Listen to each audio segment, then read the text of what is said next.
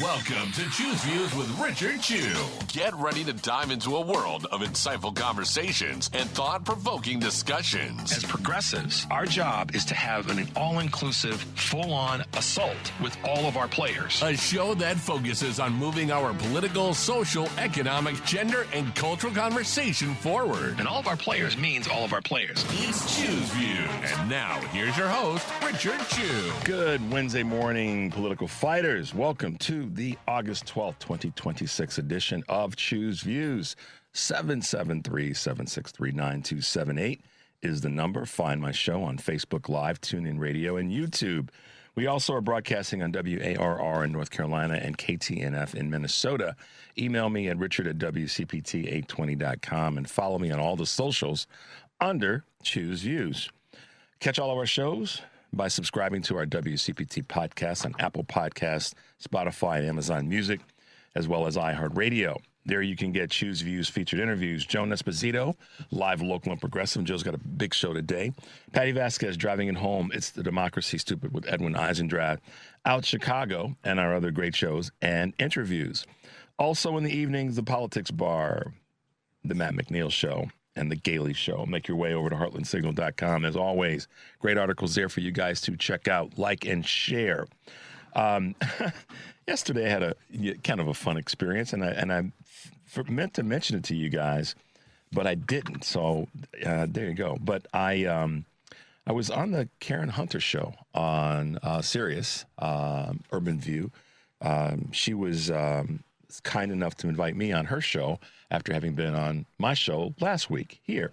So had a chance to be on with Karen, and we talked about a few things. We talked a little bit about what's happening with Chicago. We talked a little bit, Mike, you would have enjoyed this.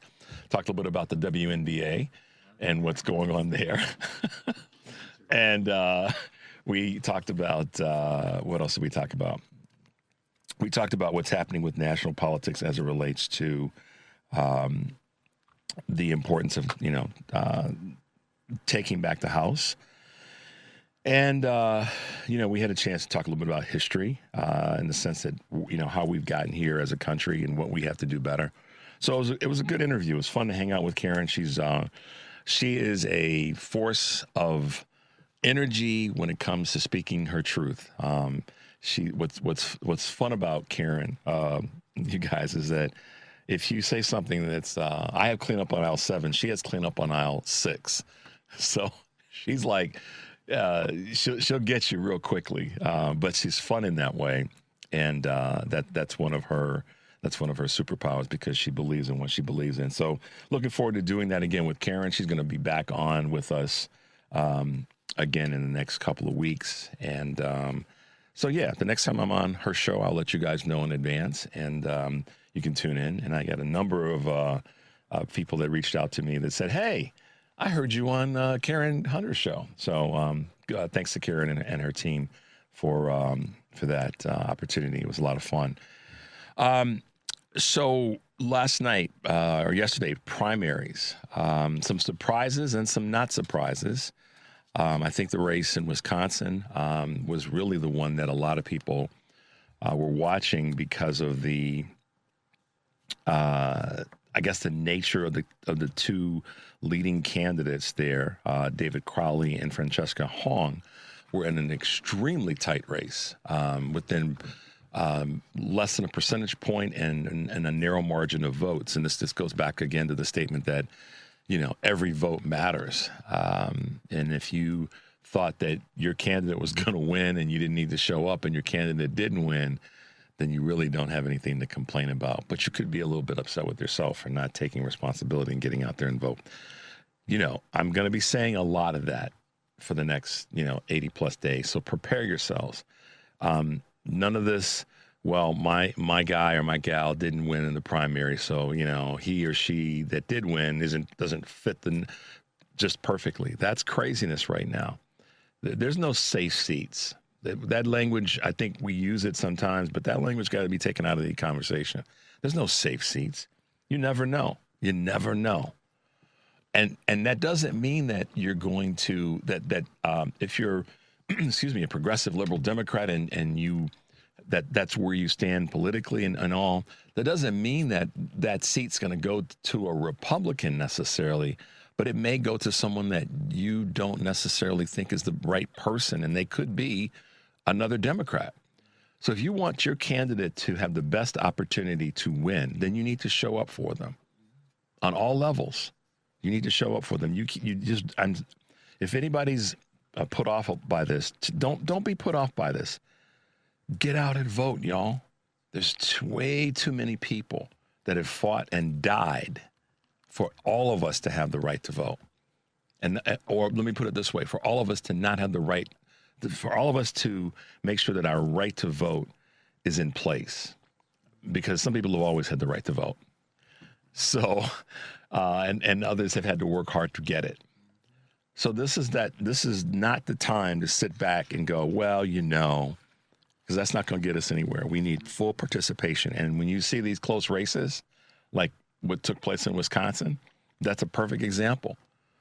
I hope for whoever your candidate was, if you didn't show up for them and they didn't win in any of the elections, then think about it from that perspective. What would what would have happened if I had shown up, or what would have happened if I had worked a little bit harder for the person that I believe in, because I believe in their politics. I believe in what they are fighting for. So that's where that's where I want everybody to be.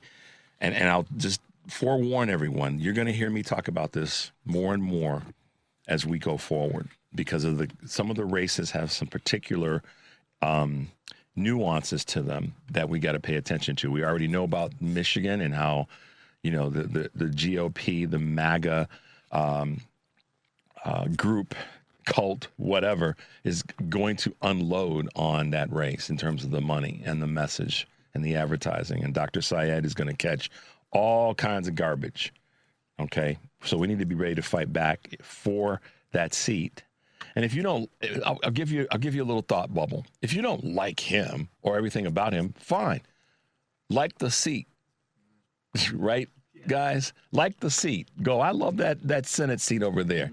I got issues with certain things about Dr. Syed, or with Tallarico, or with Jackson and Troy Jackson, or Cooper, or anybody. I got issues with him or her. Okay. House or Senate. If you don't fall in love with that person, all right, we'll give you that space to have your little blankie. Fall in love with the seat. Fall in love with the number. Say to yourself, we have to win this seat. I'm in love with the number, the candidate I'm not in love with. That gives you a little bit of room, a little wiggle room for those who are looking for us to win a purity test, which we're not trying to do. We're trying to win the seats. So I'm hoping everybody understands that, because as I said before, I will be talking about this for the next 80 plus days, because I'm not going to be one of those people that says that, gosh, I wish I had talked more about that, or I wish I had pushed us all, including myself, a little bit harder so that we win back the House of Representatives and that we win back the U.S. Senate. That's my promise to you guys. That's where I'm going to be. So just to let you know this morning, on today's show, our guests will include Julia Angwin and Ami Fields Meyer. They are going to be here today. They're part of the Harvard Kennedy School's Allen Lab for Democracy, and they'll be with us this morning. Political advisors to White House and investigative journalists. They are the real deal when it comes to talking in this space. Work with the New York Times. I mean, just the list goes on. And that's in the 6:30 segment. And then Kurt Mullet, Hoosier Blue 63, will be with us at 7 o'clock, as always. And then in the 7:30 hour, U.S. Representative Mike Quigley, U.S. Representative from Illinois, Mike Quigley, who has announced that he's running for mayor of the city of Chicago. So he'll be with us in the 7:30 hour. So there you go. That's what's happening on the show this morning. That's who we'll be talking to. That's what we're going to be covering. And I got a text from a friend, and also they posted something on one of my social media pages. And I'm not going to read what they said, but I'm going to read my interpretation into our question of the day, which is, how do you guys think, or do you guys think that being progressive or progressives as a party force, do you think that's going to cost us the House and or the Senate? Okay, so let me put some context around this. A friend of mine sent me something on social media that said progressives are the reason we're going to lose the House to the GOP and progressive politics. So we're going to lose the House to this and the Senate to the Republicans.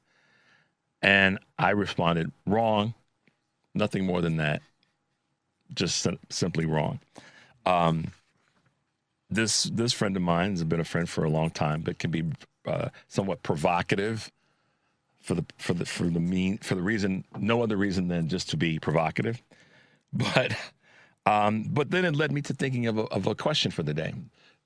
How do you guys feel about that? I don't want to ask a closed-end question. How do you guys feel about, or do you think that being progressive or progressives as a party force, do you think that my friend is right, that it's going to cost us the House and the Senate?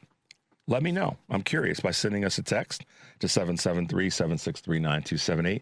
Of course, that's our number that you can call. Henry's going to open the lines in a moment, and you can give us a holler. And then, as always, go to our Facebook page and post your comments there, and we'll try to get them read on the air. So there you go. That's what's happening. But right now, let's take a quick break. The number is 773-763-9278. I'm Richard Chew. Keep it locked in. We'll be right back with more of Chew's Views.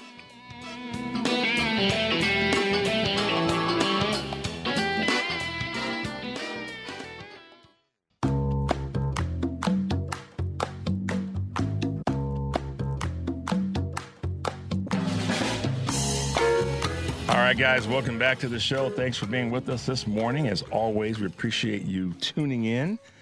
No matter, you got a lot of things to do, but tuning into our show is certainly one that we appreciate you doing. Henry, let's bring him a couple of quick Chew's Views news items on this August 12th, 2026. Berkshire buys back, and their surge under their new CEO, Greg Abel, started spending the conglomerate's massive cash haul. And in the next 3 months, we'll look to spend more.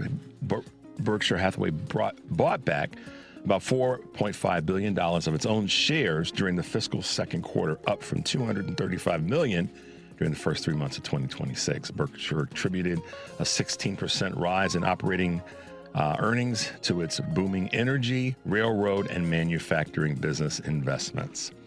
Bank of America calls $250 million GLP-1 spend a good investment at a time when many employers are struggling to balance a rising demand for GLP-1 drugs with their steep price tags. Bank of America is taking a decisive approach. CEO Brian Moynihan tells CNBC that the firm spends over $250 million annually covering drugs like Ozempic and Wegovy for staff, calling it a, quote, good investment. That equates to 13% of total healthcare spending, given the bank allocates $2 billion for its 211,000 employees. Good on them. They're taking a stand that says we're going to do something to help in this space. All right, milk, dairy is winning again. Oat milk, cashew milk, coconut milk, almond and soy. Grocery aisles are awash with plant-based alternatives to dairy milk, but their sales have been sliding steadily. People are, quote, disappointed with the price, the taste, and the heavy processing. And it's low protein comparatively to dairy milk, according to Melissa Adebelli, who told this to Bloomberg. That is why dairy is now winning again. In turn, some producers are looking to increase their value proposition. Silk, for instance, launched a new line of dairy-free protein-packed products last month, including yogurts and shakes. How about that? Department of Health and Human Services is seeking more visibility into what's in our food while also defining what ultra-processed products are. It now wants major food and beverage companies like Pepsi, Nestle, Mondelez, Unilever, and Mars, as well as others, to identify when an additive they use is, quote, generally recognized as safe, or GRAS. Previously, the GARS notification program was voluntary. HHS is in collaboration with the Agricultural Department. Also, it is said to have submitted its new definition of what ultra-processed foods look like. And speaking of foods, Taylor Farms recalls guac salsa amid the salmonella outbreak. They're pulling these products from their supermarket shelves, or from the supermarket shelves that they're on, because they contain jalapenos tied to the salmonella outbreak that has sickened hundreds of Americans. I think that number is more in the thousands now.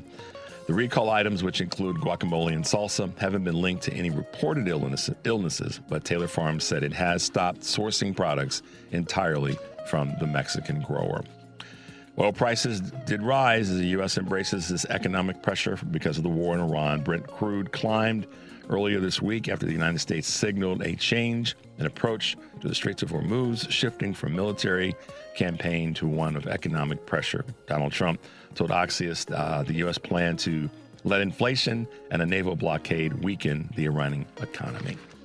So there you go, guys. A couple of quick Choose Views news items for this August 12th, 2026. Today on Live, Local and Progressive, Joan Esposito will be taking your calls and talking to Aaron Kleinman, Heartland Signal's senior political analyst and author of the Radio Free America newsletter. He'll talk about today's primary elections. And Joe Walsh, former Republican congressman from Illinois and host of The Social Contract with Joe Walsh and Illinois Congressman Jonathan Jackson. Live, Local, and Progressive, weekdays 2 to 5 here on WCPT, heartlandsignal.com, and tune in. Tomorrow on Choose Views, Jennifer Palka, board chair and advisor at the Recoding America Fund and advisor to the Abundance Network, will be with me. Heather Williams, president of the Democratic Legislative Campaign Committee. And we'll be taking your calls tomorrow as well in the 7 o'clock hour. So make sure you got your calls, your thoughts ready. Anything's free to talk about, so let us know. And then tonight on for all of our WCPT listeners on Driving It Home with Patty Vasquez, she'll be joined by guest co-host Ken Mejia Beal, and their guests include Bob Ryder, president of the Chicago Federation of Labor. That's Driving It Home with Patty Vasquez, weekdays 5 to 7 here on WCPT, the Heartland Signal website, TuneIn, YouTube, and, of course, Facebook. So make sure you're making your way over to all of those great shows. I know that Joan and Patty appreciate your calls, and they appreciate your comments. So we appreciate you as well. All right, today's segment of Something to Chew On. Some thoughts I have about getting appropriate amount of rest.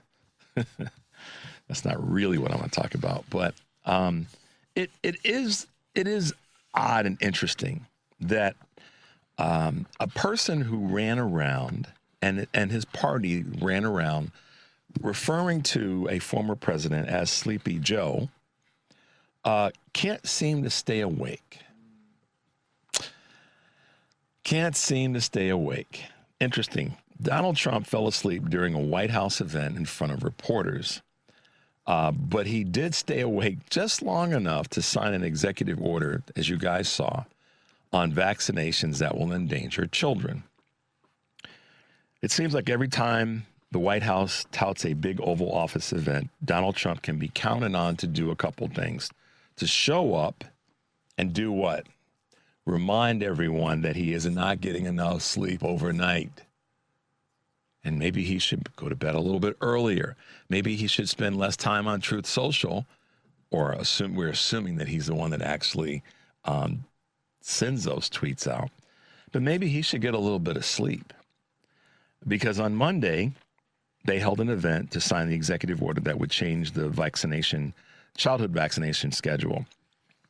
And of course, he had just come off a weekend of doing much of nothing other than playing golf. And to that end, that's his business. He can play as much golf as he wants to. Obviously, the taxpayers suffer for that. And then children suffer because of changing the vaccination schedule, and in some cases eliminating what is needed because of a HHS lackey in RFK Jr. that doesn't know what the hell he's talking about or doing. But this executive order calls for the spacing out of administration of childhood vaccinations And in some cases, according to medical experts who are advising against this, that will leave children more susceptible to some of the viruses and other illnesses that can hit them at a younger age. But the worst part of all, I shouldn't say the worst part, but one of the worst things about this is that Donald Trump just can't seem to stay awake. This has happened on a number of occasions, and we're past the point where reporters can say, well, we really didn't know, we weren't aware of it, we didn't see it, because this was a signing of of an executive order, and they all want to be there for that. They all want to be able to get their photograph, they want to be able to get their question in, etc. So how could they not see it? And then how could they not then turn around and say that they were disappointed, they were surprised, they were offended, something to acknowledge that during an important meeting like this, the President of the United States falls asleep. Wow. And yet they can't seem to find a way to talk about Sleepy Donnie. But they sure will ask a question of a Democrat that's running for office about something that's some nonsense. But they can't find a way to ask the president, why do you keep falling asleep during a meeting of this importance? Why do you keep falling asleep in press conferences? Why do you keep falling asleep at sporting events? Y'all remember he fell asleep at some of the sporting events that he went in and kind of funked up the place. Those are the questions that they should be asking. And you could refer to former President Biden as Sleepy Joe, or they did. All of the Republicans did, and especially Donald Trump. But look who's falling asleep at the wheel right now. Look who's further endangering our country, because he would rather be doing something that's irrelevant and not important, or in this case, with this executive order, doing something that's going to cause harm to our children. So that's just a little bit of something to chew on this August 12th, 2026. We'll take a quick break. The number is 773-763-9278. I'm Richard Chew. Keep it locked in. We'll be right back with more of Chew's Views.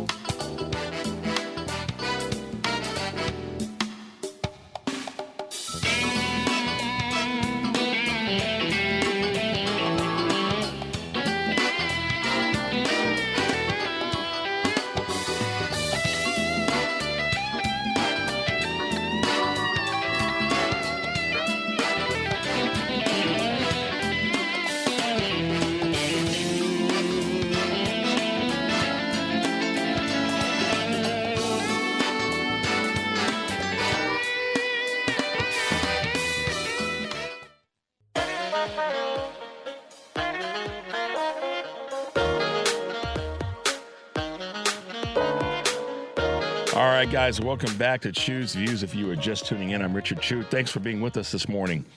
On Courage, How to Be a Dissident in an Age of Fear is a new New York Times bestseller by two extraordinary writers, journalists, and I like to give them the label that maybe nobody else has given them yet, but folks that just care about how we move forward.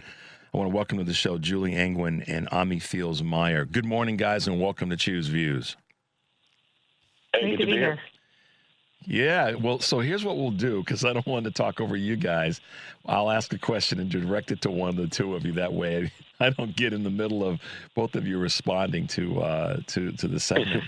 But thanks for being with us this morning, and just congratulations on your book. I mean, what an amazing bit of journalism, bit of writing. I love the words that you guys use: voice of dissent, and how to be someone to manage and fight against authoritarianism. Talk about, and we'll start with you, Julia. Talk about what was the origin, you guys putting this together. Yeah, well, first of all, it's just great to be here. Thanks for having us. We, like a lot of people, I think we both felt after the November 2024 election that things were going to change real fast in this country. We had somebody who had run for president on a platform of wanting to be an authoritarian. And we're in the midst of a rising tide of authoritarianism. It's sweeping the globe, right? This isn't just a United States thing. It's 3 out of 4 people in the world live under some form of autocracy. And this year, the U.S. just lost its status as a liberal democracy, according to the Institute VDEM that tracks these metrics. So this is a global problem that's happening. And I sort of have an emotional coping mechanism, which is I think if I just do enough reporting and find out enough facts, then I can cope with the situation. So I was like, okay, how can we learn from people who've already experienced authoritarianism, what we need to know, literally how do we get prepared? And I called up Ami because he was at the Harvard Kennedy School's Ash Center, which is basically where dissidents go when they're exiled from their country. they hang out there. And so I was like, maybe we could just talk to some of these people and find out what we need to know. And this is sort of how it started. Ami, give us your take on that which Julia just said, but also your take about the book and the start of all of this great work. Well, I had worked in politics and policy for a long time. I had worked in the White House for the 4 years leading up to 2024, but also had just been involved in the normative way that we do democracy. I had been involved in campaigns. But even before that, I had been a guy who would pick up the phone and call my senator. And, democracy in this country is really defined by the choices that we have and the choices that we exercise and make.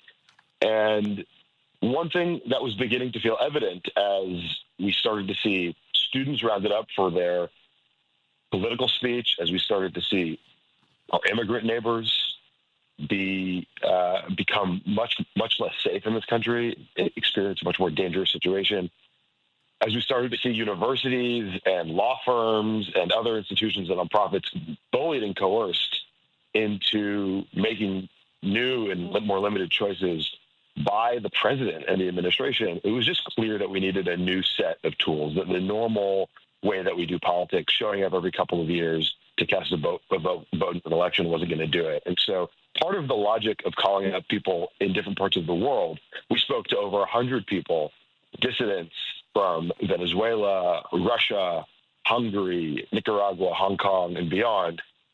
Part of the logic was that we might be able to glean some new tools. And some of those tools were practical. We talk in the book about how to stay safe at a protest, how to protect your data, how to make sure that you're doing the right things when we're being functionally surveilled at all times. But even more so, what we found in our reporting was that a lot of this is how to start with community, how to have a political home, how to make sure that that you're surrounded by people who share your values so that when the time comes, you're ready to make the right choice. When I think about the work that you guys are doing and what Julia said, I chuckled, but I think I got what the part of her message in that sometimes you just put your head down and you just keep working. And it's kind of it's a safe space because the work that you're doing gives you some feedback that's instant. It lets you know that you're doing something that's effective. And so that's part of us, for all of us. We kind of go to our safe zones until we find out the thing that we want to attack. And you guys seem to have kind of both had a little bit of that in you, but then you came out swinging, essentially, which I think is those are my words, Ami and Julia. But you guys came out swinging with this book. What is it when you say your internal voice of dissent? That's one of the things that I read in the book. Talk about what that means, Julia. Yeah, I think the thing that you just described is sort of what we observed, right? You said that we just put our head down and kept working. And actually, most of the dissidents we talked to, they did not describe themselves as doing anything courageous or doing anything that was, they didn't describe themselves as a dissident. They said, I was still trying to live my values in a world that had abandoned those values around me. So they saw themselves as sort of holding on and remaining steady while the world changed around them. And so they didn't see what they were doing as a choice. They saw it as like, this is how I am. Like, I hold these values. I'm not willing to give them up, even though the world is asking me to.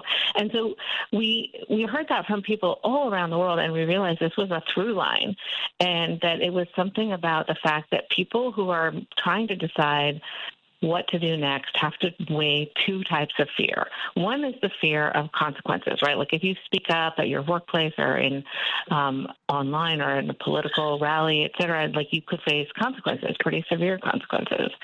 But the other fear was not being true to your values, not being true to yourself, to your God, to your legacy, to your not modeling good behavior to your children. And so what we say in the book is that the people who we write about are the ones who chose to worry about the latter fear. Even though they knew there would be consequences, they wanted to stick true to their values. And so it's actually kind of, I find, a reassuring message, because you don't have to change who you are to be courageous. You just have to stay true to who you are.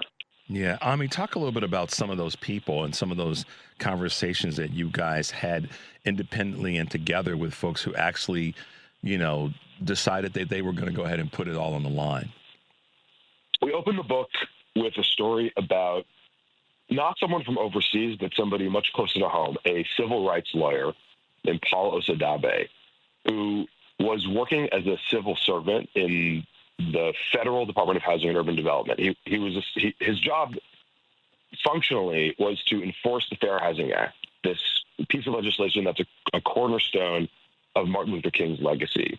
And what he realized at the beginning of this Trump administration was that his job was being hollowed out, that the people who he worked for, that the new political leadership, the Trump administration, was not interested in enforcing civil rights law in housing. They weren't interested in enforcing the Fair Housing Act. And what that meant was that there were now, suddenly, in January of 2025, all of these people around the country whose housing was at risk, where it functionally became legal, or at least permissible, to discriminate against people based on their race or religion or other immutable characteristics in their housing. And so he realized that he was going to have to speak out about this. He comes from an immigrant family. He comes from a family where he had been taught to sort of keep your head down to survive. And yet he realized that he had to ring the bell here. He could become a whistleblower to Congress. He could go on radio and TV to start talking about this, because he thought that people were at serious risk.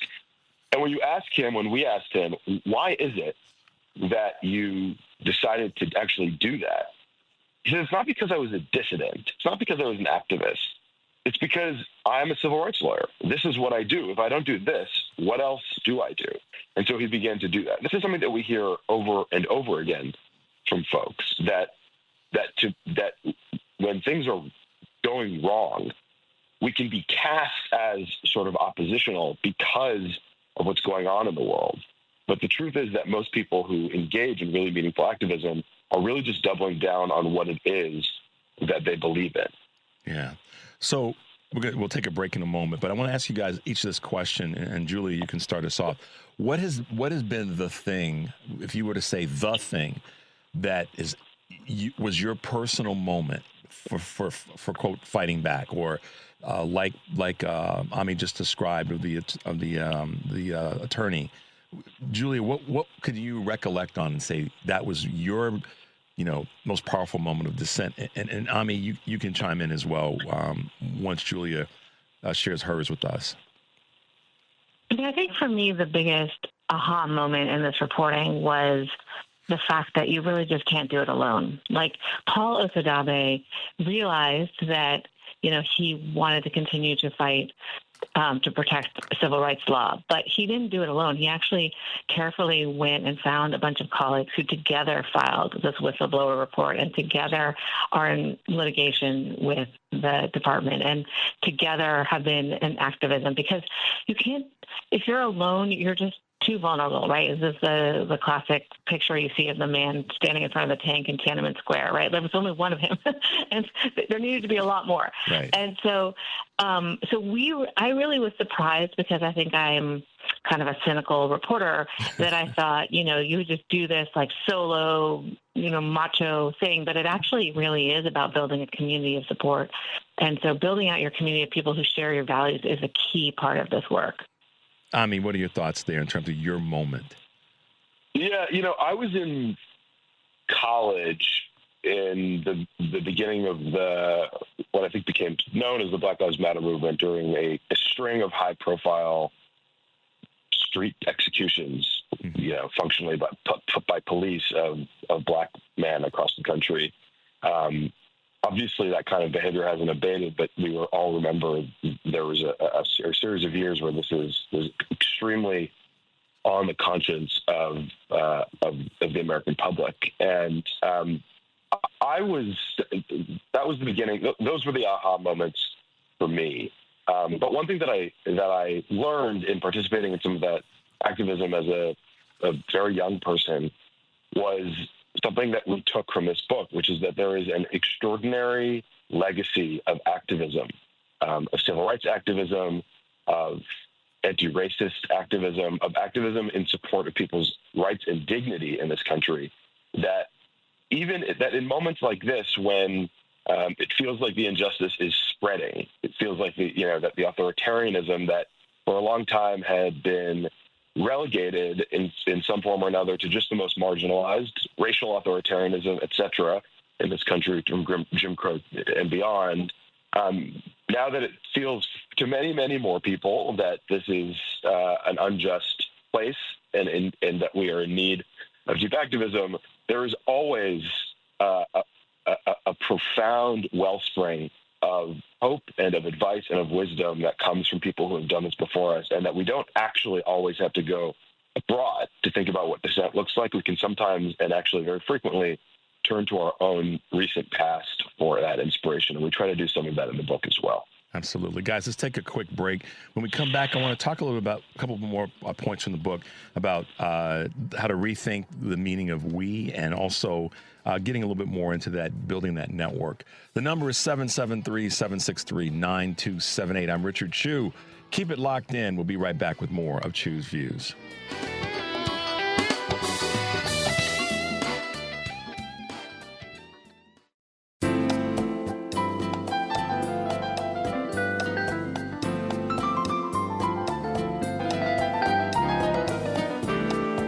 All right, guys, welcome back to Chu's Views. If you're just tuning in, I'm Richard Chu, and we are so fortunate to be talking with Julia Angwin and Ami Fields-Meyer, who, listen, their resumes are just too damn long. I mean that with all the love, guys, to read off all the stuff that they're doing. But right now, they are the co-authors of this great bestseller on the New York Times list, On Courage, How to Be a Dissident in the Age of Fear. So, Julia, one of the parts of the book which I found fascinating is so many pieces of how dissent is more than protest. Talk a little bit about what that means, or what your intent was in that meaning in the book. Yeah, I think we, like a lot of people, had this idea that, basically the main thing a dissenter does is go, stand in the street with a sign. But it's actually way, way more than that. So, authoritarianism ultimately is corruption. It's about, almost always, it's about stealing your money and stealing your rights. And they don't actually have, even, the U.S. with its huge military, they don't really have enough military to come to every person's home, hold a gun to their head and say, hand over your money and your rights, right?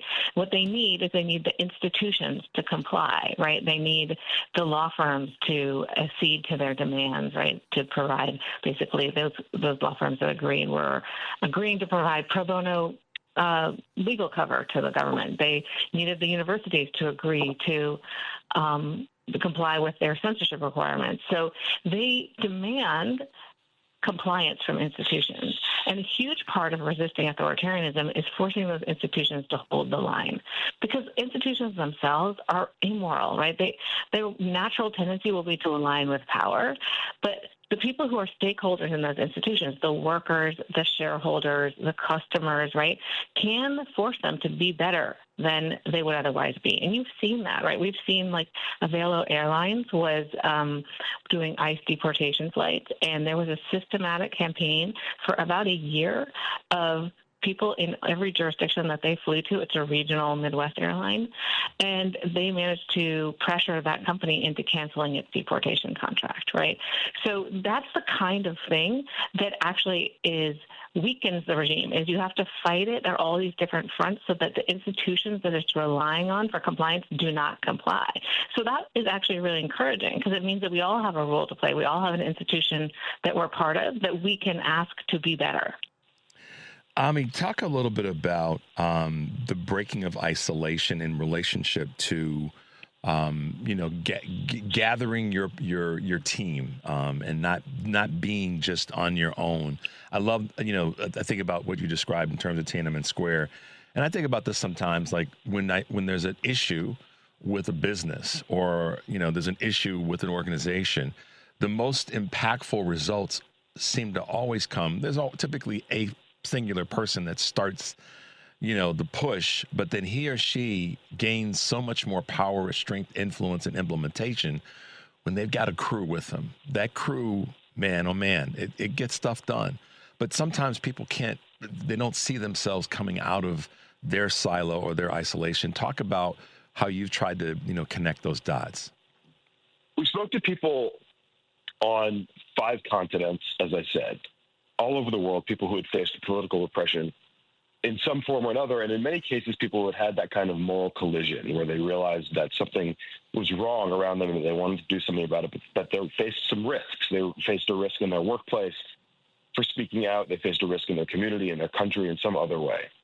And what happens when you talk to people all over the place, you start to notice patterns. One of the patterns that we noticed was that almost every one of these people, from the mom in Venezuela who had been part of the Maduro and Chavez political community, to the guy I just talked about at HUD, to Soviet dissidents who, during extraordinary moments of repression in the Soviet Union, also decided to speak out or to write or to be activists. All of these people, shortly after having their moment of moral collision, found somewhere between 8 and 12 other people to gather with. And it's funny that in this country, we have certain institutions that are designed as sort of a social safety net in case we have a moment of crisis. We have health insurance, or we have a doctor in case we have a medical crisis. We have spiritual community, right? Church or mosque or synagogue, who we gather with in the event that we have some kind of a spiritual crisis, when things go wrong in our lives or our community. But what happens when we have a political crisis, a cascading decade, let's say, of political crisis? We don't really have a political home, and most of us don't have a political home in this country, a place to gather regularly, to organize, both to decide what we're going to do next, but also just to be affirmed. These authoritarian regimes are built on lies. Mm-hmm. What they say is, you saw Alex Peretti shot in the street? No, you didn't. You thought you saw Renee Good in the street? No, you didn't. And when you gather with people, in addition to being able to decide what to do next pragmatically, there's also a spiritual component of this, which is that you gather with people to say, are you seeing what I'm seeing? Mm-hmm. To be emboldened by other people. And so we see this constantly. The other thing I will just note on this question about gathering with others, about getting with your people, getting with your team, is that we think that in order to be able to push back against authoritarianism or fascism, you need to start from scratch, that you need some totally new set of tools. But the truth is that something that we find all over the world and all over the country is that many of the most powerful political forces didn't start from scratch, but were repurposed. Communities that were repurposed, that already existed, people who knew each other from some other context, getting together for a different and a higher purpose. And we've seen this in places like Minneapolis and Los Angeles and Washington, D.C., but all over the country, where people have repurposed their mutual aid networks to help protect people against ICE and deportation. But we've seen it throughout history also. When you look to the group of activists who helped bring down the communism in Czechoslovakia, that was a group of theater actors, a group of people who knew each other from putting on plays together and doing art together over many years. And then when the time came, they repurposed their theaters into organizing hubs. They repurposed their printers that had been used for playbills for leaflets. And so all of us have the tools of community and the tools of our own institutions to repurpose them. And the question for all of us and for anyone listening is, how are you going to do that? How are you going to repurpose what you've already got in order to make it into a powerful political force to push back against the injustice that we see today? You know, what's interesting about that, and I appreciate how you guys broke that down, is yes, I was listening to you describe that, Ami, and I thought about the civil rights movement and how the church, specifically in many ways, the Baptist church, the Black Baptist church, to get even more specific, repurposed the gathering and the getting together. It was a safe space. It was where people knew each other. And for the most part, the objective was the same. Maybe the avenue might have been a little bit different for some of the people in the movement, but the goal was that we have to change what's happening in our country from a civil perspective and a social perspective and economic perspective. So that's just great information and a way to kind of peel this back. Because, again, I see this all the time. And that is, people ask me, and they will text me or they will email me, Richard, what should I do? How do I get involved? Where do I go to get involved? And oftentimes I will say, obviously you've got that some motivation, that internal voice that Julia talked about, that's pushing you in a direction. But just look right around the people that are on your street, that are in your neighborhood, that you see at the coffee shop or whatever. If you have some similar thinking or feeling about what's going on when it comes to how our country is being run off the rails, start right there. You don't have to go too far. It's right. It's closer than you think. But sometimes, as I said, and you guys know this, and it's highlighted in the book, that we have to break from the isolation a little bit. And I guess sometimes too, and you guys can comment on this, trust ourselves. Trust that where we're feeling and what we're thinking is probably right as it relates to change for the largest group of people. Julie, what are your thoughts there? Yeah, I think a huge part of authoritarianism is confusing you, right? They're telling you that we won the war. They're telling you that your gas prices are going down. They're telling you your grocery prices are going down. They're telling you that these people that they're grabbing off the street are criminals and dangerous to you. And so a huge part of navigating authoritarianism is understanding and piercing the lies. And that requires sort of meeting with other people and really validating each other, because you can feel crazy when you're being told all these things and they don't comport with what you actually think you understand is true about the world. And that's why, by the way, it's important to note that authoritarian regimes always start with trying to capture the media, and that because they know that if they can just fill your brain with lies, their job is so much easier. So a huge part of resistance also is to fight back, support independent media like yourself, and to basically do things that help you understand the truth of what's going on, which is gathering with your neighbors and just sort of validating for each other that, no, what we're seeing is actually real. Yeah. Guys, it's been great having you on, and I'd love to have you back to talk more about the subject matter as much as we talked about the book today. Julia Angwin and Ami Fields-Meyer, the best-selling authors of the New York Times bestseller, On Courage, How to Be a Dissident in an Age of Fear. Thank you both for being with us this morning. It has been an honor to talk to you. Thank you, Richard. Thank you. So appreciate it. Absolutely. We'll have you back soon. You guys stay safe, okay? Thank you. All right. Bye-bye now. Bye. Wow. If you think about that, and this is a question that I think all of us have or that runs through our mind, is where do I start? What do I do? How do I make change? How do I become part of change? And this book On Courage will definitely, I think, give you some inspiration or some ideas about how you go down that path successfully. Let's take a quick break. The number is 773-763-9278. I'm Richard Chew. Keep it locked in right here. We'll be right back with more of Chew's Views.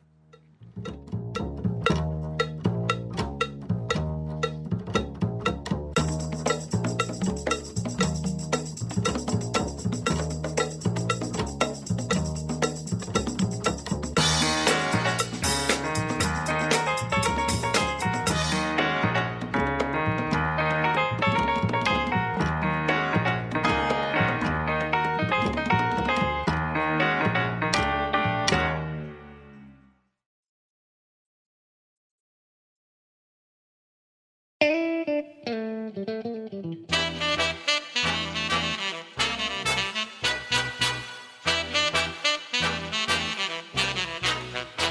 not here to yell. He's here to inform and maybe stir the pot.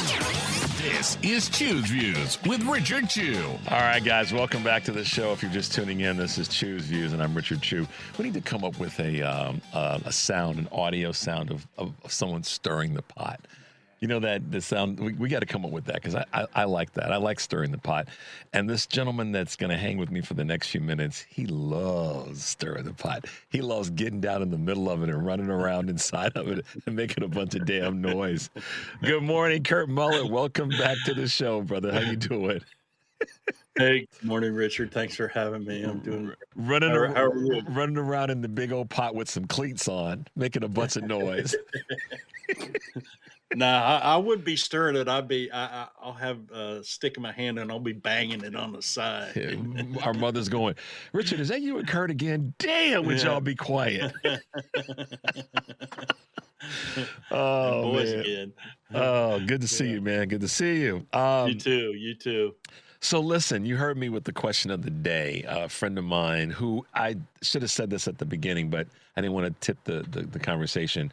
My question of the day is, do you think that being progressive or progressives is a cause for, the Democrats losing the House and Senate? This is what a friend of mine, he replied to a post that I had, and some of the comments I'm getting are absolutely not. We need to stake our spot. We need to, to be there rather than, because he, by all measure, is a centrist. He's more, moderate, et cetera, and that's where he is. And, that's the reality. We are friends. He's a longtime friend. He's a little bit older than I am. But when I saw that post, I just felt like, okay, this is a question that we could ask because a lot of people are trying to label us, if you think about it. They're trying, and then use that as a tool of division, believe it or not. And that's one of the things that's happening with a lot of our candidates. They're being labeled as something, but at the end of the day, what I've been trying to say, Kurt, is whatever the label is, first of all, let's define ourselves. I'm not about somebody telling me who I am and how I am and what I believe. But that being said, I think we all should say, as part of it, the other side is the problem. We may have some disagreements on our team, as we've all talked about, and we know that's the case. But let us not be defined by the other side. What are your thoughts there? Well, there's a lot to unpack here. Absolutely, we have to pay attention to the other side and everything that's going on, especially since this guy walked into the political arena and the things he has done. But I would ask your friends or your friend who made this comment, who's been in charge all this time in the Democratic Party that allowed this to occur? Mm-hmm. Have progressives been the one that have been creating the policy and that have been heading our party in the direction that we are in right now today, that have allowed this to occur? Has it been progressives? I find it awfully funny how these centrists who have been this way for so long and have steered our party to the direction that we are in right now, all of a sudden want to blame progressives for our policies and our beliefs. What policies are you talking about, sir? What policies are you talking about that progressives have been allowed to put into play, or that we are putting into play, that have caused this mess, or whatever you're saying we've done? Is it our belief in universal health care that is the problem? Is it affordable housing that we believe in that is a problem? A free tax system that isn't skewed towards the wealthy? Is that the problem? Is funding mental health? Is that, standing against genocide? I could go on and on. What exactly are you talking about as far as progressive policies that are going to cost us more than what we've already lost because of the centrist ideologies that we have had for so long? Yeah. And you put you really put a light on that. And because if we were to say, the part of the party that is, or the ideology of the party that is being attacked the most right now because of not getting certain things done, it's not the progressive, quote, wing of the party. Because you're right, the progressive wing of the party, if you want to call it that, hasn't been the part that's been in charge, and it's also not the part that has, in many ways, been more susceptible. And this is the thought you got to think about: more susceptible to what the right has been trying to get done. And when I hear people talk about Democrats tacking to the middle, I'm like, wait a minute, we keep tacking to the middle. There's not going to be anything left behind us.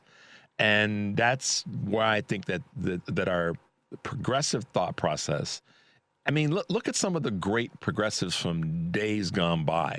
Many people, both of the Roosevelts were for most measure. Absolutely. They both were. And now one was, and here's the thing, one was a Republican and one was a Democrat. Ain't that crazy?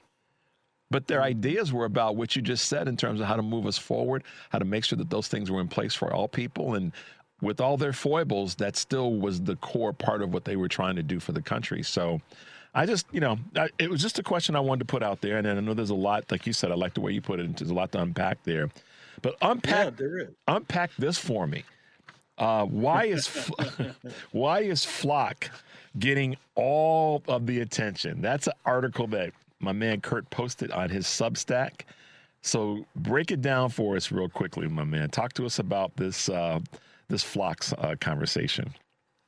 Well, everybody's talking about Flock, and I've been talking about Flock quite a bit too. I mean, this is something that I think all of us need to pay attention to on what's happening in our country with these massive surveillance systems that are being just implemented. I mean, they've exploded in the last 18 months. It's crazy. I've shared a graph that is out there, and people should look for it, that shows the amount of Flock cameras that are being instituted. But I did some digging on this issue because I saw something about the Axon Taser thing that happened, and I wanted to dig into that more. Well, Axon is a company that has been predominantly a taser manufacturer and some other things, body cams and dash cams and things like that. They're heavily used by the police department or the law enforcement arena, and Trump invested $5 million in stocks in February on it, and then just days shortly after that, I can't remember, I think it was within 2 weeks. It was around February 15th, somewhere in there. Yeah, but go ahead. Yeah. But anyway, ICE put in an order for $220 million or $250 million purchase of tasers from this Axon. So I was like, well, now wait a minute, here's another grift. So I started digging into this. Well, Axon has now, and they have been, I should say, they are the ones that we should be paying attention to when it comes to these surveillance, because now they are starting to come into the arenas and are taking away some of the Flock areas where the Flock cameras have been put in, because Axon has a camera that just plugs right into a light pole, and it's less expensive to operate over time. There's less problems with it, and it's less likely to be damaged because it's actually part of it's hidden behind the light of a light pole. And light poles are a lot higher than what these Flock cameras are. They also have bought into an Israeli company and are operating a research and development center in Tel Aviv that still has 80 Israelis employed with it. And this is an American company that Trump has $5 million of stock in.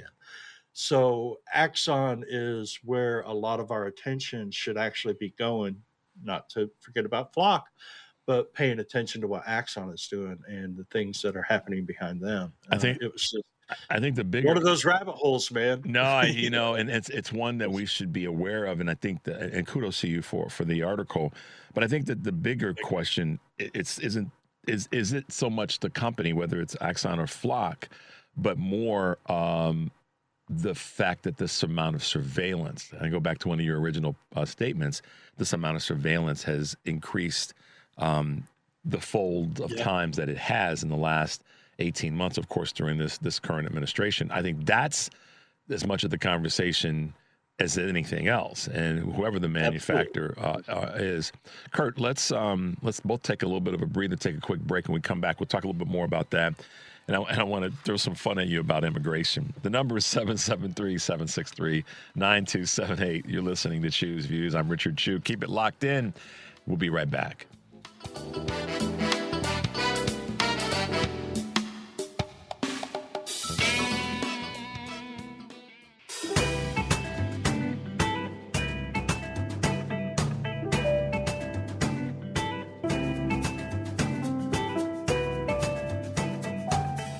All right, guys, welcome back to Choose Views. If you're just tuning in, I'm Richard Chew, talking with our good friend Kurt Mullett from Hoosier Blue 63. Kurt, I have a question for you. Not a question of the day, but just a question to poke some fun. Which of these two people was born in the United States? And I'm not getting after anybody. I'm just making some fun here. One is a Rhodes Scholar. The other is a former escort. Which of those two people was born in the United States? The Rhodes Scholar. Ah! Really? Are you sure about that? Do you know? Are you positive? Well, I think I know who you're talking about, but anyway. Well, you go for it. Who am I talking about? Kamala Harris or No. Melania. Well, you're close. You got half of it right. Dr. Syed. Okay. Rhodes Scholar, born in the United States. The other person that you just mentioned, not born in the United States, and that's cool, and a former escort. Well, so you were right about the names. As an escort, you're being kind. Well, you know me. But I wanted to get you to chuckle this morning. That's part of my job with this, to get you to chuckle and see that smile. Dr. Syed was born in the United States in Detroit metropolitan area. Melania was not. And Dr. Syed is definitely not an escort. If he's doing anything or was not an escort that we know of. But I just had to poke some fun. D.L. Hughley posted that on social media, and I got it. And I thought, Did he? Yeah. I didn't see So I'll try to remember. I'll send it to him. you. He's great. We last year he was here in Chicago, and Ann and I went to see him, and it was crazy funny because we were goofy enough to sit in the front row. So, we caught all the DL Hughley-ness. But to that end, Snoozy McDumpy, Don Snorleone. These are some of the names. Don Snorleone. These are some. I don't know why people haven't picked up on that. Come on. Yeah, Don Snorleone. It's so easy; it rolls right off. I like Snoozy McDumpy. That's the one I came up with. But I mean, how many more times, Kurt, are we going to have of the phalanx of media in a room? And dude, listen, he ain't resting his eyes. I mean, we use the phrase resting our eyes when we fall asleep, but he's not resting his eyes because he's, focused on and he's trying to meditate on what is being discussed around him. That's not happening. And corporate media just is punking out in terms of not making it part of their next story. Talk to us. There's a lot of things that surround him that they punk out on and they don't pay attention to. I mean, Joe was beat on this day. I mean, how many days of the week went by where we didn't hear Sleepy Joe? Huh? How many? I mean, and we ignore what this guy's doing, and it's not just the fact that he's fallen asleep. If you take a look at him, I mean, look, I'm 62 years old. When I fall asleep, I don't quiver at my mouth. I don't slobber out of the side of my jaw. I don't look like I'm going through an episode, okay? I mean, my wife would knock me upside the head if I was doing that, or she'd be concerned. Right. This guy isn't just doing that. There's something going on here. I mean, and the people around him, that to your point, that's the part right there. The people around him must not give a damn or something, because I mean, if I've got a friend or a colleague or an associate or whatever, certainly a family member, and that's happening on the regular, maybe the escort needs to be doing a little bit better job at home to make sure that he's Yeah. Well, I don't think she's been around for a while. From what they say, she's not, Yeah. she won't even ride in the same automobile with him anymore. So, Yeah, the you know, funk's and the probably other too thing is strong. these strange people that keep popping up that are standing next to him when he's in the Oval Office. Yeah. I mean, it's like who was that girl yesterday that was standing there next to him the whole time that was just doing. I mean, it seems like every time he gives us, there's somebody new. We had a girl, the blonde girl that was following him around that was supposedly his diaper changer. The young woman that had the young woman that had the bag that and then it got caught open and it looked like it was a bunch of Depends. Right, it had diapers on. And now this girl, they're saying she had some kind of buzzer that she was clicking. Yeah, that gave him a soft stimuli to wake. And now listen, let me hit the brakes for a second. For anybody out there, please do not be offended by Kurt and I bringing up Depends or bringing up any condition. Right. That is not who we are. We are just saying that all the trash talking about President Biden, who's fighting cancer right now, that his son has said is in his bones, he is still out there vibrant and ain't falling asleep, et cetera, et cetera, et cetera. So, everybody pump their brakes that thinks that if you might be thinking that Kurt and I are demeaning folks that have to wear any sort of support garment or item. That's not where we're coming from. But we're teasing the hell out of Donald because he talked a bunch of I will make fun of him and I will unapologetically, because all the junk he talked about everybody else, he gets to get some of it. This whole administration, this whole regime, all of them, they deserve it all. I mean, the damage that they are doing is just I just can't. I can't grasp. Well, I'm gonna make you even more confused and frustrated this morning and blush. And then the other thing, he can't stay awake. And now we find out this dude is supposed to be, captain of whatever, Mr. Universe and all that. They got to sneak his behind out of a country inside of a container. I mean, what kind of Jason Bourne garbage is that, Kurt? I'm supposed to be the baddest dude on the planet, but they got to put me into a container to sneak me out. Meanwhile, head faking the media and putting them in danger. I mean, good Lord. Yeah, Richard. It's just on an hourly basis almost, but daily, absolutely. It's just. We continuously see things that are happening and taking place, and it's just like, how did we get here? How? Yeah. And I know that's why we're still here is because Republicans in Congress won't do a damn thing. Why did Todd Blanche get approved? Why did Todd Blanche get? I mean, this is where I get back to the centrist and the progressive thing, and maybe I'm wrong, but I got to tell you, if that room was full of progressives, he would have never made it. There it is. He would have never made it. We're not raising enough HELL when it comes to some of these people, okay? Nope. Our voices are not as loud as they need to be because there is listen, we just made the Attorney General a guy who is his personal attorney. By his own words. Who fought like H to keep him out of the Epstein controversy. The Epstein file. And this guy is embroiled in controversy and just dirty dealings. And he was just made the AG. Yeah. The most powerful legal person in our squad. What are we doing? Yeah. What are we doing? And this is where the frustration comes from us on the left. We are so tired of sitting back and watching this and thinking, what are we doing here? How can we allow this to continue to happen? Why isn't anybody standing up and saying, you know what? Enough is enough. Yeah. I demand that this is what I'm a member of this Congress. I'm a senator. I'm a whatever. I demand and have something done. Is it fear? Is it? Well, I'll go back to the previous guest, Ami Myers and Julia. They spoke about that in terms of dissent versus protest, and I think that the country needs a dose of dissent rather than just protest. Eric Grant from the family meeting talks about this all the time. Okay, now that we've had the protest, what the hell are we going to do next? And, and I'm of the mindset that, let's go invest in some sledgehammers and start knocking some stuff over and breaking some things, because there's too many folks that are not willing. And this, again, I'm as we wrap up, I'm just saying this in relationship to what the two authors said.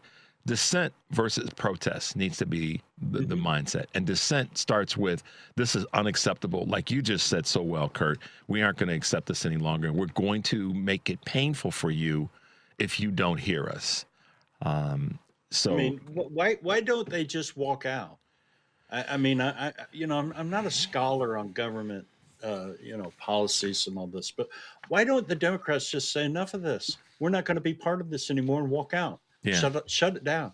Well, because then, what will happen is then guys like you and me will get a communication from someone that says, why are you always trashing the Democrats? Why are you always going after Chuck Schumer? Why are you always going after, the leadership? Well, we need to, the position I'm taking is this. We want to encourage them to do more and to do better, given the numbers are not in their favor. And we've seen signs, less from the leadership, frankly, and more from the other, elected folks. So, right. Listen, man, we're going to wrap up today because I've got to get ready for our next segment. And it's been great having you as always. I appreciate you having me, man. I know you got a lot to say, but I love what you're doing on this flock, man. That's some good stuff. That's a great article, guys. Thanks, I appreciate it. Check out Kurt's work. Thanks for not bringing up the WNBA. Why you got to go there, dude? As we wrap up, you got to throw me into that mess. Good Lord, what a mess! What a mess! They are right. Let's do our best to pump our brakes on that one. We'll save that for as guys, we should kind of keep our we need to stay out of that business because it's not ours. Yeah. But anyhow, Kurt, thanks. It's a great league, man. It's a great league. It is. We'll stop there. Kurt, thanks for hanging out today, man. Be safe. Richard. Look forward to talking to you next week. Okay, take care of yourself. I will, you too. The number is 773-763-9278. I'm Richard Chew. Keep it locked in. We'll be right back with more of Chew's Views.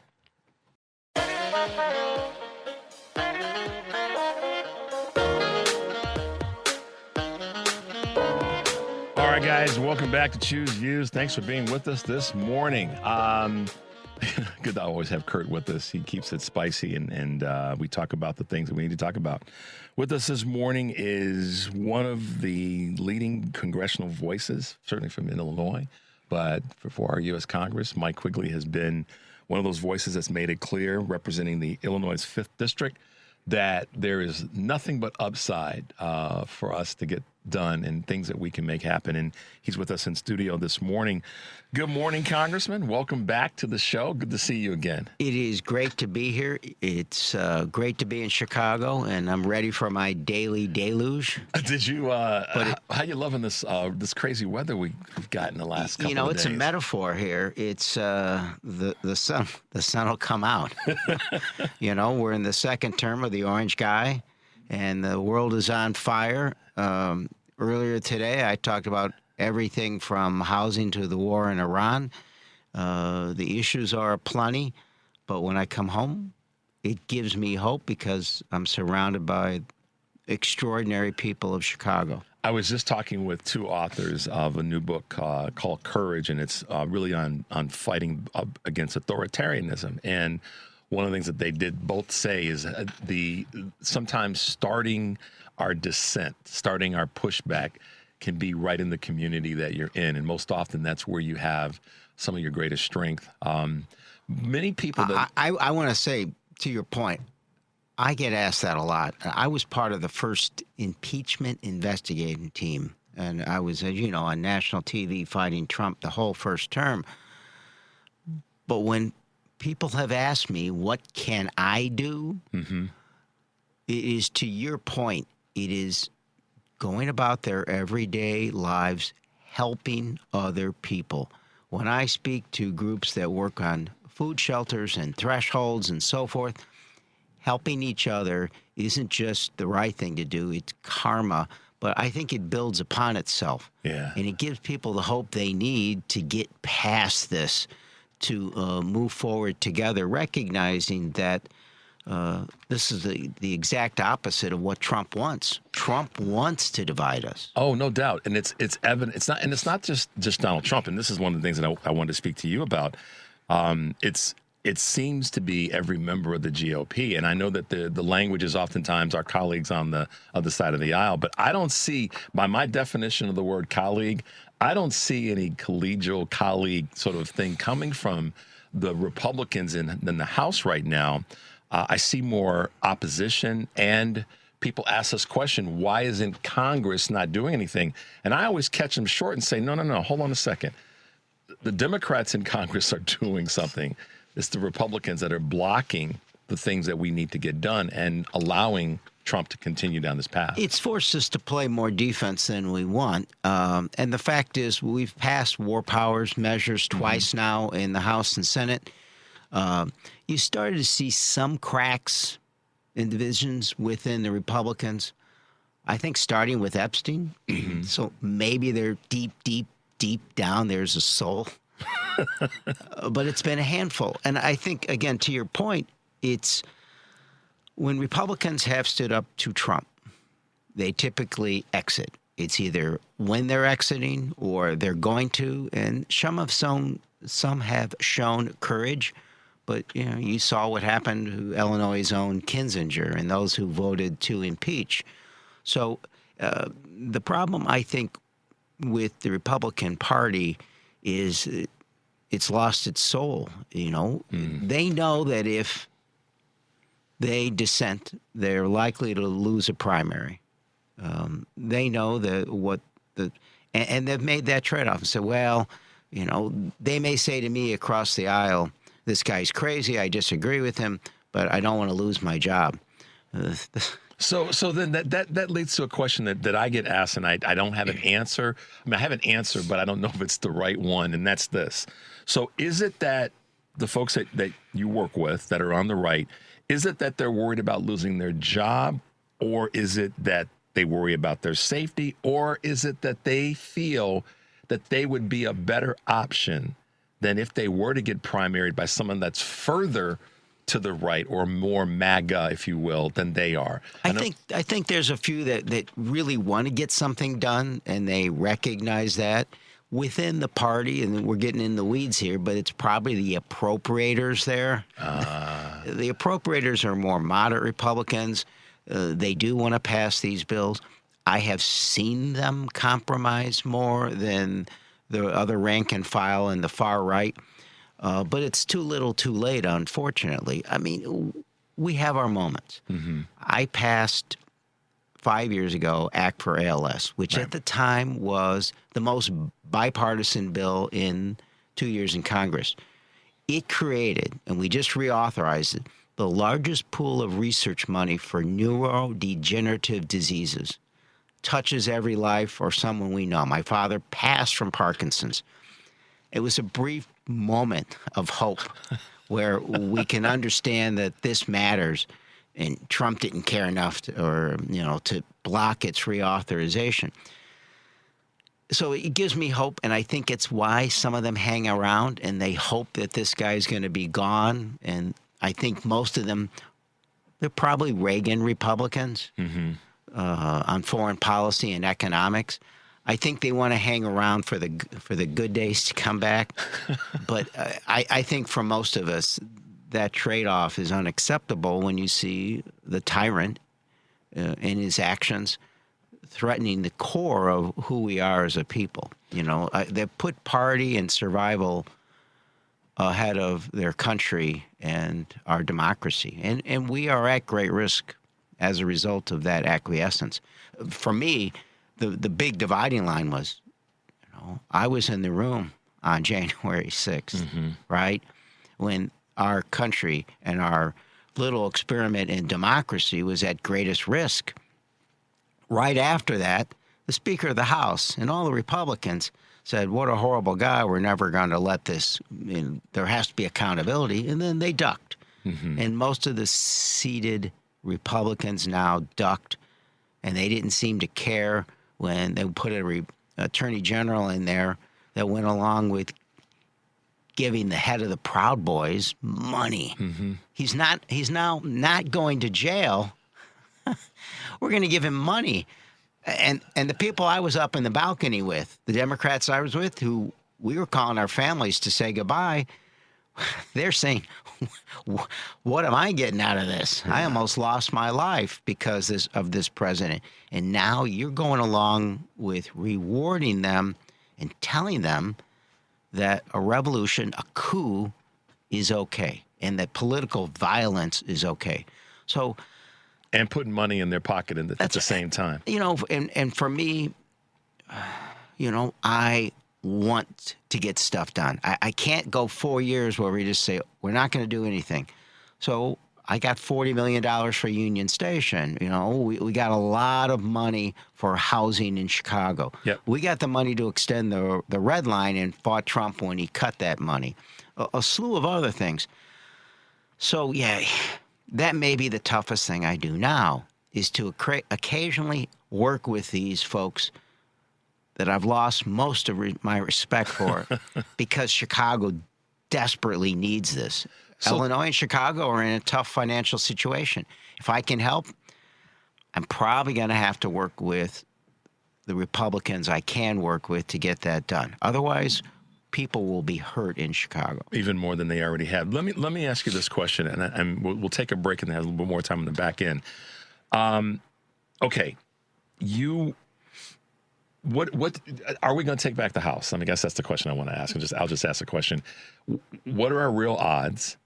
And then the Senate. What are the real odds? I mean, without giving up too much of what's in the candy store, spilling too much tea. Yeah, look, I think we win back the House. Senate's going to be close. I still feel good about that. There was a special election in Texas for a General Assembly seat that the Democrats won. Menifee seat? That's right. Yeah. And I sense that the bridge way too far for Trump, even with the MAGA supporters, is the war. Because what did he promise? No more wars. No more wars, and he's going to end inflation. Gas is $1 a gallon nationwide. It is, and his tariffs are making everything more expensive. It's back to it's the economy, stupid. So I think that's what's going to finally catch him. Do you think finally the pocketbook? Congressman, do you think that the senators who voted for Blanche are going to further expose and create an opportunity for us to win back the Senate? Do you see what I'm trying to ask? I think when you get into the margins and the narrow group of voters, you know, when people talk to me about what I should say and do, and I try to remind folks, the pragmatic part of this is most elections are decided by a really slim number. Small margins, slim margins, as you saw in Wisconsin. In Wisconsin, yeah. That's right. But that's going to be true in the generals. So we're going to win back, but it's not going to be the margins you think. It's because of the gerrymandering the Republicans did. That's why General Assemblies matter so much. Yeah. We need to pay attention to those because the president is throwing everything he possibly can in the way of fair elections and scaring them. And he's talking about using ICE. This is the stuff that's going to make it closer than it should be. So no one should take anything for granted. This stuff's vital. We need to remind ourselves of that. And it starts now. Yeah, it does. Let's take a quick break. I am Richard Chu. The number is 773-763-9278. Keep it locked in. We'll be right back with more of conversation with Congressman Mike Quigley. This is Chu's Views. We'll be right back.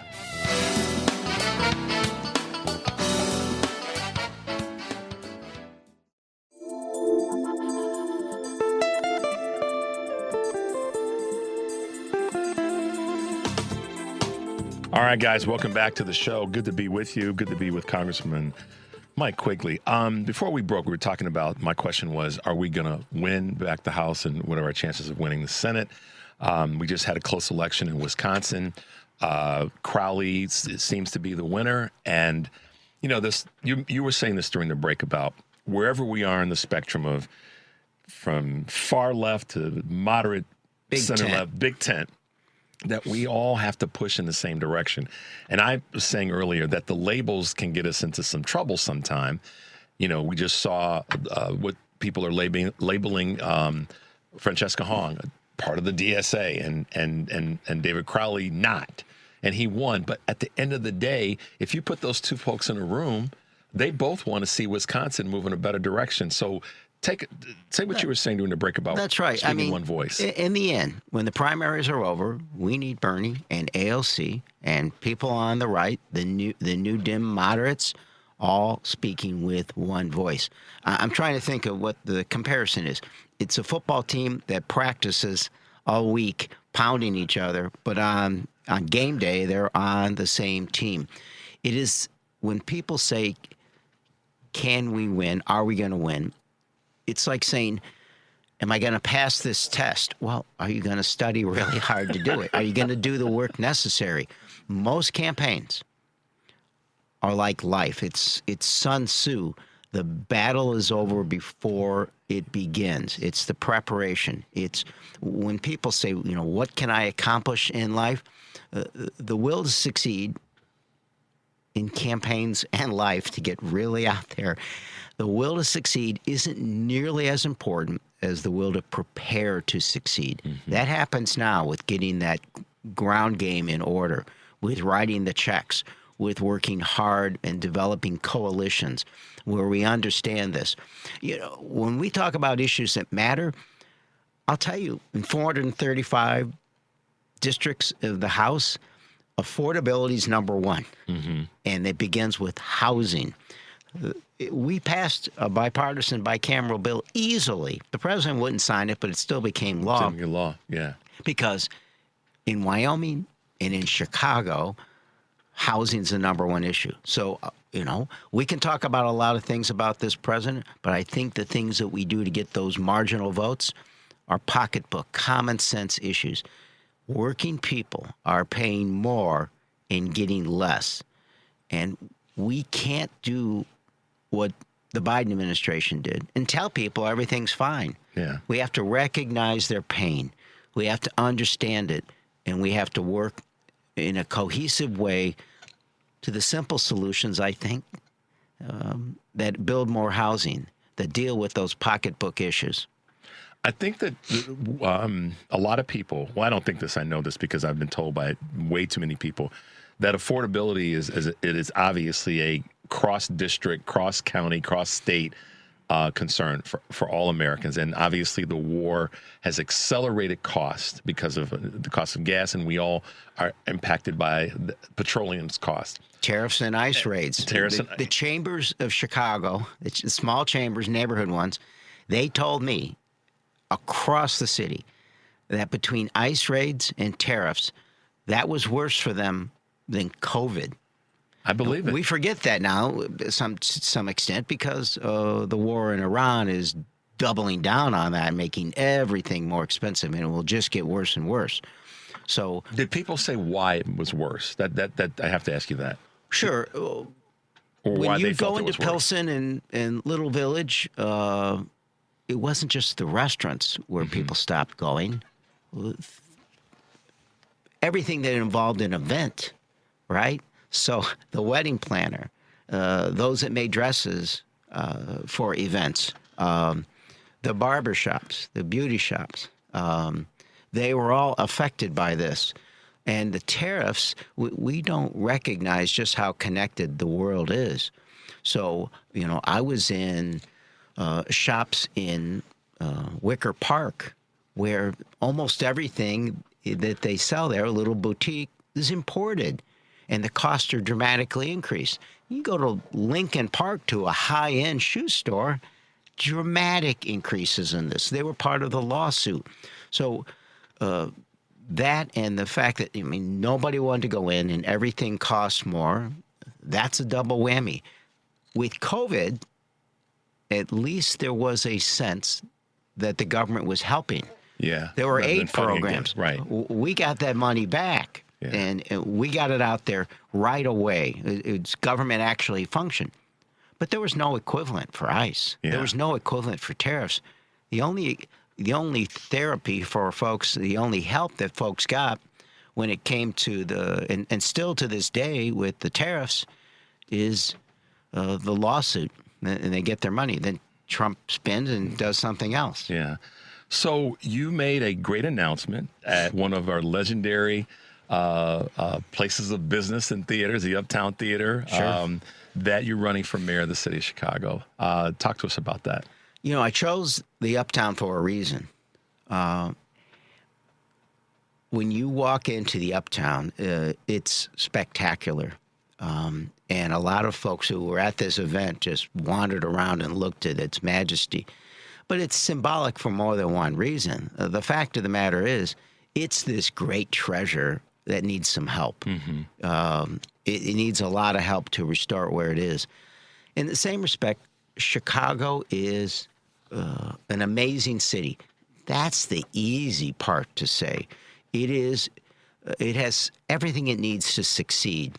Its location, its water, its climate. When climate change really hits us, and it's starting, this is going to be where you are. At the DNC, I was with all my colleagues from the Southwest, Southern California and Arizona and Texas, and they're looking out over the lake and just gaping. All this fresh water. It's cultural institutions, education, research, it's people, it's architecture, it's history, even its sports team. It has everything it needs, but the willingness to make some tough decisions. No matter how you feel, where you are in the political spectrum, if 40% of a city's revenues are going toward pension obligations and debt, and that percentage is growing, it's harder and harder to take care of any issue of the groups I talk to, from healthcare to housing, to schools, to public safety. You have fewer and fewer options, so you just have to meet them head on.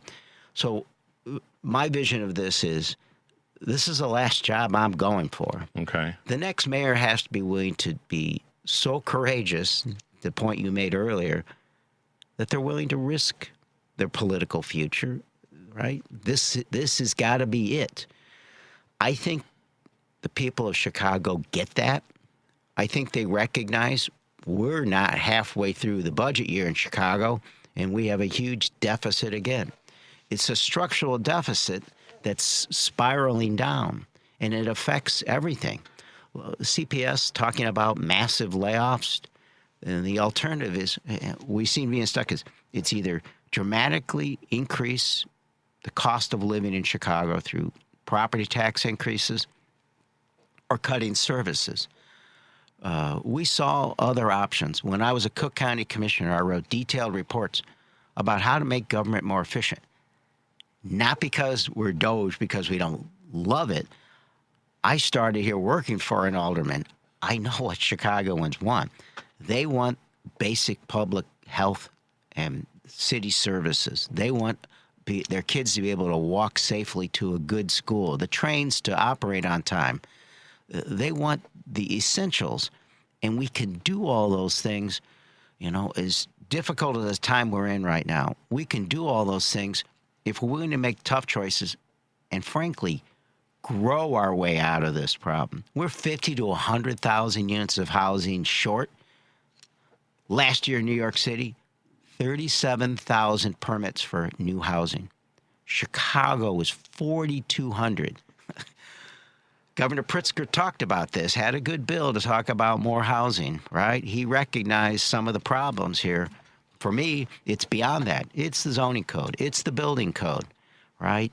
It's the fact that it can take a year to get a permit, and that we've got folks, frankly, who are NIMBYs who don't want any new housing.